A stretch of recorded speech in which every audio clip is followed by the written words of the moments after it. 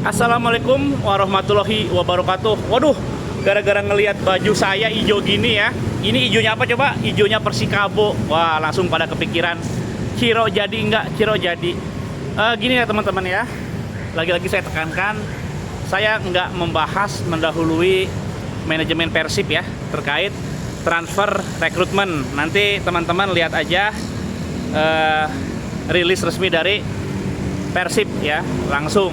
Nah, ini baju ini kebetulan aja sih warna hijau. Ini kebetulan ngabuburit ya sambil sholat asar. Ini ada di masjid yang sangat mewah. Sebetulnya kalau masjid ini bukan mewah, apa namanya, bagus ya. Salah satu masjid yang arsitekturnya paling bagus lah di kota Bandung, di Masjid Ukhuwah. Oke, karena udah kadung ya, dan kita nggak ngomong apa lagi atau selain sepak bola ya, karena sudah terlanjur.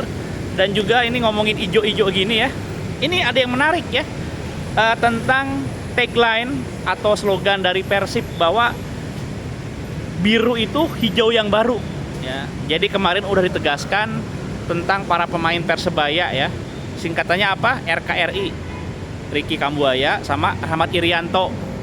Oh, Persebaya juga hijaunya hijau gini ya. Nah, jadi kalau kita lihat tuh, sebetulnya hijau itu apa sih? Hijau itu adalah perpaduan warna antara biru dengan kuning. Nah, biru dengan kuning ya. Jadi kalau hijau ke biru sebetulnya nggak pas ya. Tapi kalau ada pemain warna biru ke hijau itu pas campur kuning. Oke, kita langsung bahas aja apa sih. Jadi ngomongin kuning, ini benderanya Brazil ya. Jadi warna biru, warna kuning, warna hijau. Wah, ini sebetulnya kita ngomongin pemain Brazil. Ya udah, kita ngomongin dulu Ciro deh. Kita ngomongin Ciro ya. Kira-kira kalau misalkan nanti Ciro jadi ke Persib, apakah akan bagus, akan nyetel? Itu kemungkinan besar iya ya. Karena kalau misalkan kita lihat nih, Ciro ini kan tipikal pemain fighter ya. Dia itu tipikal petarung gitu.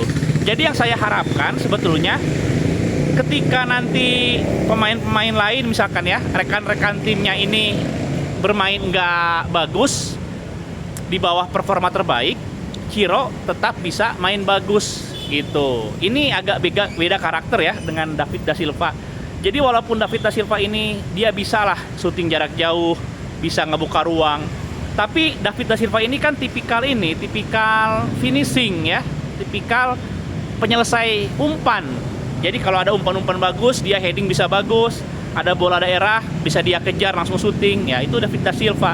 Jadi harusnya kalau misalkan dua talenta Amerika Latin ini duet, menurut saya sih idaman.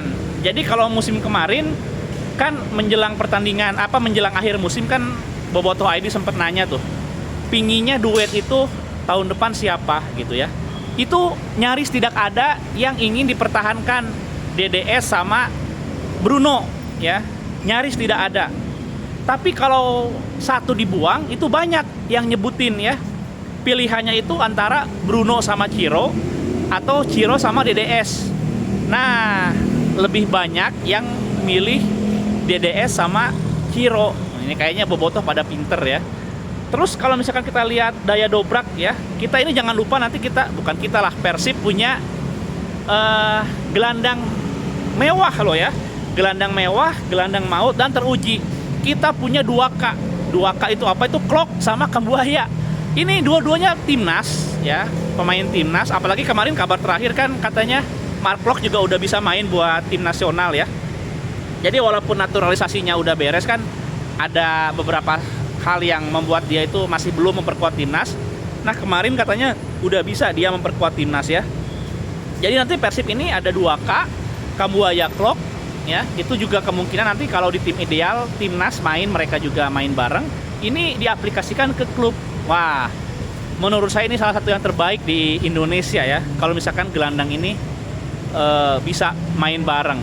Ini asumsinya Rashid udah nggak di Persib lagi ya. Sebetulnya asumsi ini pas loh. Kenapa Kambuaya masuk? Karena satu di tengah ini bakalan out. Dan kalau misalkan Bora Bobotoh nebak Rashid yang akan out, ya itu cukup logis ya. Nah, nanti kita tunggulah nanti rilis resmi dari klub ya. Terus apa nih teman-teman nih tentang tadi kita ngomong kenal sih? Oh, tentang Brazil ya. Kita ngomongin warna hijau, ngomongin warna biru, kuning, ini bendera Brazil. Saya jadi pingin ngomongin tentang ini beberapa pemain Brazil ya, beberapa pemain Brazil di posisi striker. Dari semua nama sih, ada namanya Fabio Lopes, ada Rafael Bastos. Nah ini ada satu nama yang menurut saya ini paling bagus ya, pemain Brazil, pemain depan paling bagus, walaupun sebetulnya dia ini bukan striker murni, tapi second striker ya. Ini Hilton Moreira. Jadi menurut saya sampai hari ini kalau ditanya siapa striker asal Brazil yang paling bagus, paling sukses main di Persib, menurut saya itu Hilton Moreira. Cuma mungkin ya apa ya, ya musim-musim lalu kan Persib masih belum seserius sekarang ya, dibiayai masih pakai APBD, mungkin juga pemain-pemain juga apa sekedar main doang, jadi nggak punya target jangka panjang. Karena apa? Ini penting ya teman-teman. Kenapa saya katakan bahwa di masa klub pakai APBD ini agak sulit memproyeksikan tim jangka panjang, karena kan ini selaras dengan kepala daerah ya. Jadi nanti ada yang namanya manajer tim itu kan Kadis Penda ya dulu ya, Pak Yosi Irianto, itu kan ada masa jabatannya berakhir gitu. Jadi ketika mereka mendapatkan uang APBD, ya mereka mikirnya pragmatis, musim ini diserap buat apa, musim depan nanti lagi gitu ya. Apalagi banyak yang direkrut atau dikontrak kan cuma satu musim. Nah beda ketika dikelola secara profesional, ini tim bisa dirancang jangka panjang ya, gitu teman-teman ya. Jadi kalau Hilton di beberapa tahun lalu dia bagus, tapi kan nggak kebaca dampak kedepannya seperti apa. Nah mudah-mudahan Ciro Alves ya ini selaras dengan kecenderungan Persib ini merekrut seluruh pemain di atas satu musim ya. Saya belum mendengar lagi ada pemain baru tuh yang taken kontrak kemarin durasinya satu musim. Semua rata-rata di atas satu musim ya, antara 2-3 gitu. Terutama pemain muda biasanya sampai 3 musim. Gitu teman-teman, ini obrolan ngacapruk sebelum ini apa? Sebelum ini sholat asar udah telat kayaknya ya. Oke, kita ngabuburit dulu ya.